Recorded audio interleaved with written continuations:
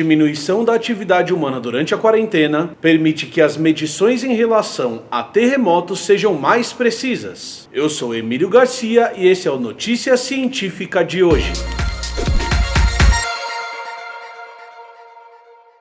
Todas as informações que o Blablalogia apresenta e todas as posturas que nós defendemos são cientificamente embasadas. É por isso que nós vamos insistir na hashtag Fique em Casa. Os dados atuais têm nos mostrado que as ações de quarentena e de isolamento social são no momento a melhor estratégia para garantir que a gente passe por esse período de epidemia com a menor quantidade de problemas e de danos sociais possíveis. É claro que aqui no Blablalogia a gente entende os efeitos nefastos que um processo de quarentena pode ter, principalmente na estrutura econômica de uma sociedade. No entanto, a longo prazo, essa parece ser a melhor estratégia que a gente tem hoje para combater essa epidemia. Então, se você tiver o privilégio de ficar em casa como eu tenho, o meu trabalho me permite ficar em casa, tanto o meu trabalho aqui no YouTube com vocês, quanto o meu trabalho como professor. Fiquem em casa para ajudar as pessoas que não podem ficar. Tanto as pessoas responsáveis pela saúde da nossa população, quanto as pessoas responsáveis por atividades básicas como alimentação, energia elétrica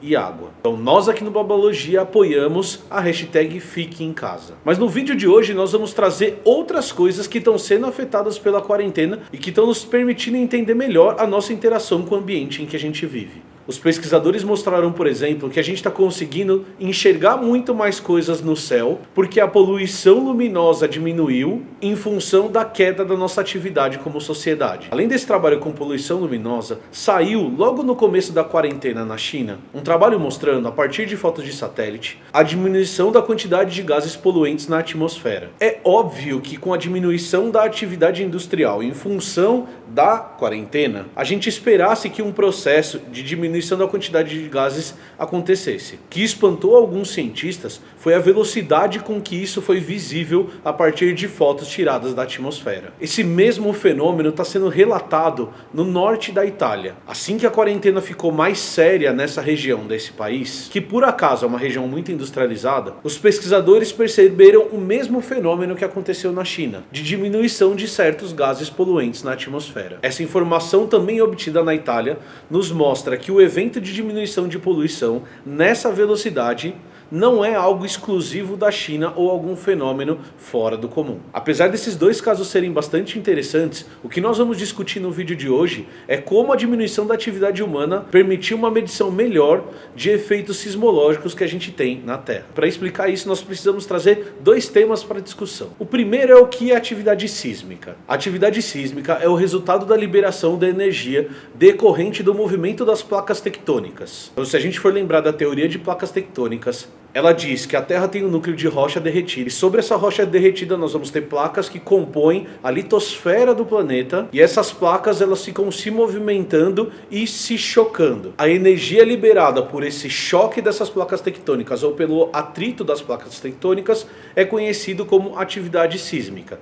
E quando essa atividade sísmica ela é muito forte, ela pode dar origem a um terremoto, que é um tremor extremamente perceptível nessas placas tectônicas. Para medir esses sismos, para medir essa energia que é liberada, os cientistas humanos inventaram aparelhos conhecidos como sismógrafos. Os sismógrafos são aparelhos que vão permitir a gente medir movimento no solo e, consequentemente, medir esses sismos. Os historiadores dizem que os primeiros sismógrafos tiveram origem na China. Existem relatos do ano 132 depois de Cristo que mostram um aparelho que tinha o objetivo de medir essas vibrações no solo. O que é importante a gente entender nesse momento é que o sismógrafo é um aparelho que vai ter sensores no solo. Esses sensores podem ser físicos, eles podem ser uma placa no solo que vão se movimentar assim que o solo se movimenta. A partir do momento em que essa estrutura se movimenta, se eu tiver alguma estrutura que possa ficar parada e eu consiga registrar esse movimento, a estrutura ligada ao solo vai se movimentar para cima e para baixo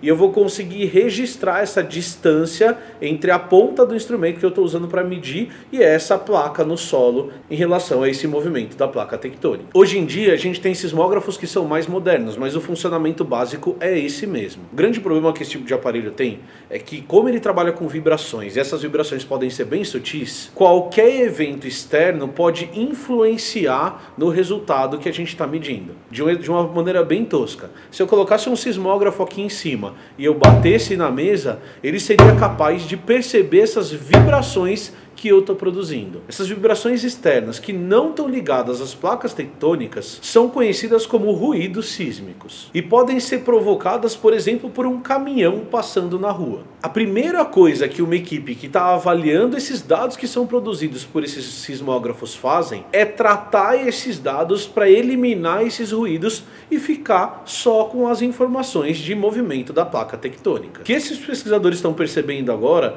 é que com a diminuição da atividade humana, essas influências externas, como por exemplo, caminhões passando na rua ou fábricas funcionando perto desses locais de medição, diminuíram a quantidade de ruído, facilitando o tratamento desses dados e permitindo que vibrações sutis na crosta terrestre sejam mais facilmente percebidas pelos pesquisadores. É claro que se eu tiver uma movimentação muito grande na placa tectônica, aquelas que realmente causam terremotos, eu vou conseguir perceber isso facilmente mesmo que eu tenha um caminhão passando por perto. Mas medidas mais sutis, como por exemplo tremores que acontecem na Califórnia, que podem ser perceptíveis aqui no estado de São Paulo, são muito mais facilmente percebidos a partir do momento em que o ruído externo não existe. Os pesquisadores conseguem fazer essa limpeza com uma certa facilidade, mas é muito interessante a gente perceber como a atividade humana consegue influenciar em medidas como essa de grandes movimentos em placas tectônicas. Se você gostou desse vídeo, deixa o seu like e compartilhe o link que está aqui em cima com as pessoas que você conhece. Até a próxima e até o próximo Notícia Científica. É isso, um abraço.